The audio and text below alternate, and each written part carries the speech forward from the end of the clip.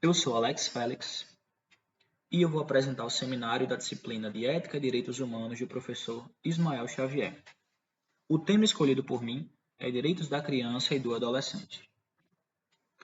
Vou falar agora sobre o ECA, o Estatuto da Criança e do Adolescente, sancionado na forma da Lei 8.069, de 13 de julho de 1990, garante a proteção integral de crianças e adolescentes, conferida à sociedade, conselhos, municípios e estados de todo o território nacional. Atualmente, ele é o principal instrumento normativo no Brasil sobre os direitos das crianças e adolescentes. O Estatuto é uma garantia para que crianças e adolescentes vivam plenamente os direitos relacionados à educação, qualidade de vida, moradia, assistência médica, alimentação, entre outros. Desde a sua criação, há 31 anos, ele é o principal instrumento normativo no combate à evasão escolar, mortalidade infantil, analfabetismo e trabalho infantil. Contudo, apesar dessas 3 últimas décadas de avanço, o nosso país tem muitos desafios pela frente. Já em seu artigo 1º, o ECA define-se como uma lei que dispõe sobre a proteção integral à criança e ao adolescente, e a legislação livra as crianças e adolescentes de qualquer forma de negligência, discriminação, exploração, violência, crueldade e opressão. Nesse sentido, ele exclui qualquer possibilidade de discriminação dos brasileiros com menos de 18 anos, independentemente da condição de nascimento, da situação familiar, idade, gênero, raça, etnia ou cor, religião ou crença, deficiência também. Além disso, em seu artigo 4º, o Estatuto ressalta ainda que é um dever de todos, da família, da sociedade, do poder público, assegurar a efetivação dos direitos fundamentais das crianças e dos adolescentes. Vou falar agora sobre o ECA e a profissionalização. No Brasil, o ECA é taxativo e proíbe qualquer brasileiro menor de 14 anos trabalhar. Não pode sob nenhuma forma. Também diz que pode trabalhar a partir dos 14 anos na condição de aprendiz. A Constituição permite o trabalho para adolescentes a partir dos 16 anos, mas sob algumas condições especiais. O trabalho noturno, insalubre e perigoso, por exemplo, são vedados. O ECA e a prevenção. O Estatuto apresenta também determinações para a prevenção a qualquer ameaça ou violação dos direitos das crianças e adolescentes. E dispõe sobre temas como informação, cultura, lazer, esportes, diversões e espetáculos, produtos, serviços e até temas como autorização para viajar. Vou falar um pouco sobre os direitos das crianças e adolescentes. Elas têm o direito à vida e à saúde, à liberdade, ao respeito e à dignidade, à convivência familiar e comunitária, à educação, à cultura, ao esporte e ao lazer, a profissionalização e a proteção no trabalho, ser protegido de casos de violência, seja ela física ou psicológica. A proteção integral da criança e do adolescente é, sem dúvida, uma corrente de todos, onde esforços conjuntos são necessários para seu desenvolvimento social. Ou seja, é um papel de todos nós. Formamos hoje crianças, que serão os cidadãos do futuro. Agora eu vou falar um pouco da violação de direitos. Em casos de violação de direitos, o ECA apresenta as medidas de proteção para as crianças e adolescentes brasileiros.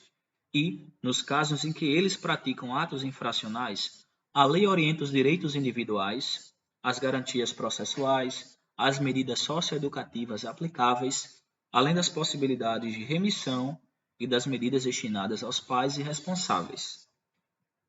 São também orientadas as atuações do Conselho Tutelar, do Ministério Público, dos juízes de infância e juventude, dos advogados que atuam com o tema, e regulamenta os mecanismos da justiça relativos à proteção dos brasileiros com menos de 18 anos, incluindo os procedimentos judiciais.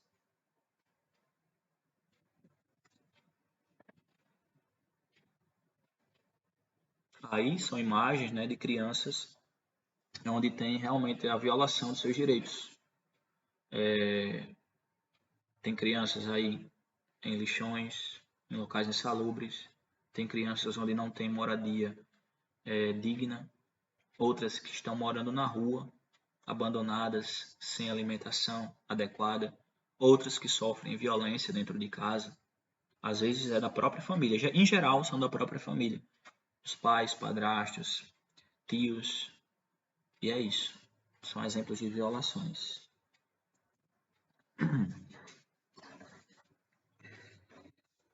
Violações de direitos de crianças e adolescentes se intensificam durante a pandemia. A pandemia do novo coronavírus, que aprofundou as desigualdades sociais já existentes no país, tornou ainda maior o desafio de garantir proteção e direitos básicos para crianças e adolescentes. Crianças e adolescentes que vivem em comunidades periféricas ou fazem parte de comunidades de povos tradicionais também requerem uma atenção redobrada. Segundo o Ministério da Mulher, da Família e dos Direitos Humanos, em março de 2020, o número de abuso sexual contra crianças e adolescentes no Brasil aumentou 85% em relação ao mesmo período de 2019. Então, as necessidades vão além da questão educacional, passando pela segurança alimentar, a questão da moradia, da segurança e diversos outros direitos. Ou seja, com a pandemia, todo mundo ficou em casa.